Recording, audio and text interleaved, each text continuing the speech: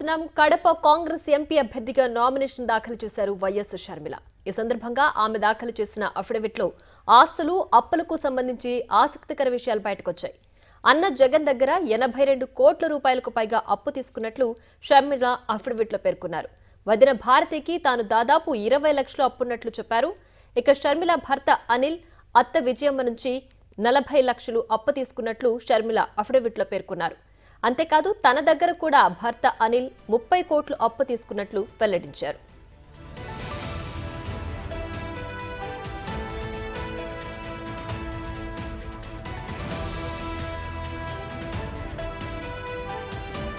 అఫిడవిట్లో పేర్కొన్న ప్రకారం షర్మిల పేరిట 123 కోట్లకు పైగా చరాస్తులున్నాయి. అనిల్ పేరిట 45 కోట్లకు పైగా చరాస్తులున్నాయి. షర్మిల పేరిట దాదాపు 10 కోట్ల స్థిరాస్తులు, అనిల్ పేరిట 4 కోట్ల స్థిరాస్తులు ఉన్నాయి.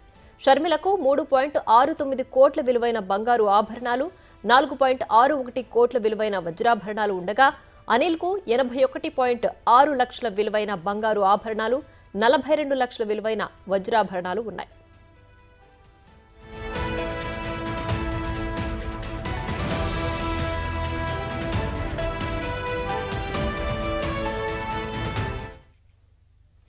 ఇక ఇదే అంశానికి సంబంధించి మరింత సమాచారం మా అసోసియేట్ ఇన్పుటేటర్ గణేష్ లైవ్ లో అందించడానికి సిద్ధంగా ఉన్నారు.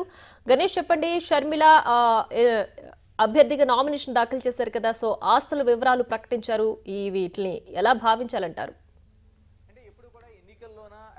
రాజకీయ నాయకులు, అభ్యర్థులు పోటీ చేసేటప్పుడు ఎన్నికల అఫిడవిట్లు అనేది దాఖలు చేయడం అనేది ఎన్నికల నియమావళి ప్రకారం ఖచ్చితంగా చేయాల్సిన అంశం. అయితే ఎప్పుడు కూడా ఒక ఆసక్తికరమైన అంశం అనేది చాలా వరకు ప్రముఖులు కావచ్చు, లేకపోతే అభ్యర్థులు కావచ్చు, వీటిలో మనకి అఫిడవిట్లో కనిపిస్తూ ఉంటుంది. ఇప్పుడు ఏదైతే కడప పార్లమెంటరీ నియోజకవర్గం నుంచి పోటీ చేస్తున్న షర్మిల దాఖలు చేసిన అఫిడవిట్ అనేది చాలా ఆసక్తికరంగాను, మరోవైపు అనేక అంశాల్లో మనకి అంటే ఇంత లోతుగా ఉన్నాయా అంటే ఆస్తులు కావచ్చు, అప్పులు కావచ్చు అనేది మనకు ఆసక్తికరంగా కనిపిస్తుంది. ఇందులో దాదాపుగా ఆవిడకు అప్పులు కంటే ఆస్తులు తక్కువగా ఉన్నట్లుగా చూపించారు.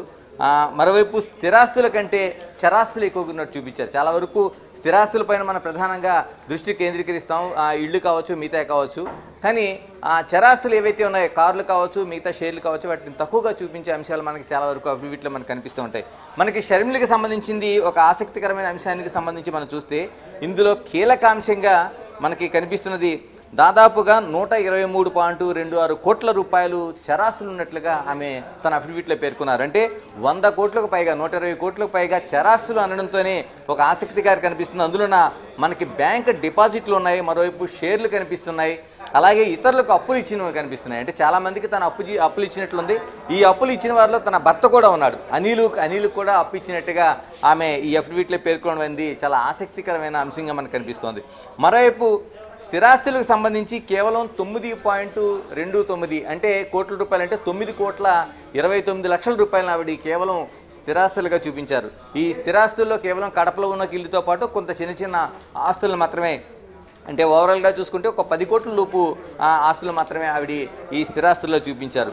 దీంతోపాటు బంగారు ఆభరణాలు, అంటే ఆభరణాలపైన దాదాపు 3.69 కోట్ల రూపాయలు, అంటే 3.69 లక్షల రూపాయల బంగారు ఆభరణాలు చూపిస్తే, అలాగే వజ్రాభరణాలకు సంబంధించి దాదాపు 4.61 అంటే 4.61 లక్షల రూపాయలు బంగారు ఆభరణాలను ఆవిడ చూపించారు.